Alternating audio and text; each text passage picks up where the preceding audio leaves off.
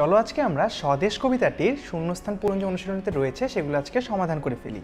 দেখো, প্রথমে রয়েছে এদেশে আগে এখনকার মতো টাকা পয়সা ছিল না, লোকে কেনা বেচা করতো ড্যাশ দিয়ে। দেখো বন্ধুরা, উপরে কিন্তু চারটে শব্দ দেওয়া আছে।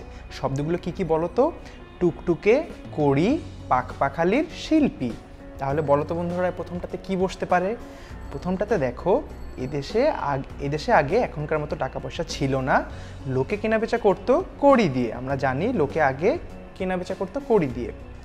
মেলা থেকে বোনের জন্য ড্যাশ একটা জামা কিনে আনবো। তাহলে বলো তো এখানে উপরের কোনটি হতে পারে? মেলা থেকে বোনের জন্য টুকটুকে একটি জামা কিনে আনবো। জয়নুল আবেদিন ছিলেন একজন বড় মাপের শিল্পী, অর্থাৎ চিত্রশিল্পী। আমরা এখানে দুটো শব্দ যখন দেখি তখন বুঝতে পারছি পাখপাখালি আর শিল্পীর মধ্যে এই শূন্যস্থানে শিল্পী বসবে। তারপরেরটি দেখো, বাংলাদেশের গাছে গাছে শোনা যায় ড্যাশ কলকাকুলি, অর্থাৎ পাখপাখালির কলকাকুলি। দেখলে বন্ধুরা, আমরা কিভাবে শব্দগুলো যখন লক্ষ্য করব এবং শূন্যস্থানের জায়গাটি লক্ষ্য করব, তখন বাক্যটিতে আসলে কোন শব্দটি বসবে সেটি আসলে আমরা তুলনা করলেই খুব সহজেই শূন্যস্থানগুলো পূরণ করতে পারবো।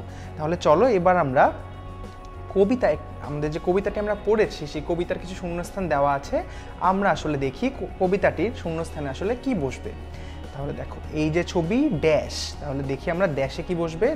ড্যাশে বসছে এই যে ছবি এমন আঁকা, ড্যাশ মতো দেশ, ছবির মতো দেশ।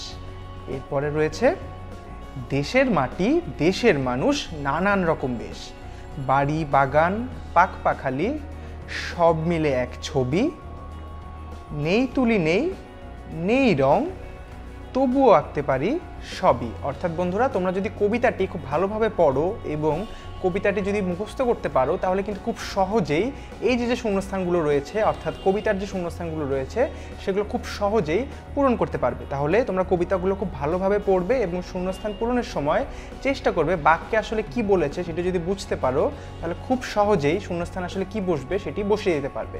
ধন্যবাদ বন্ধুরা।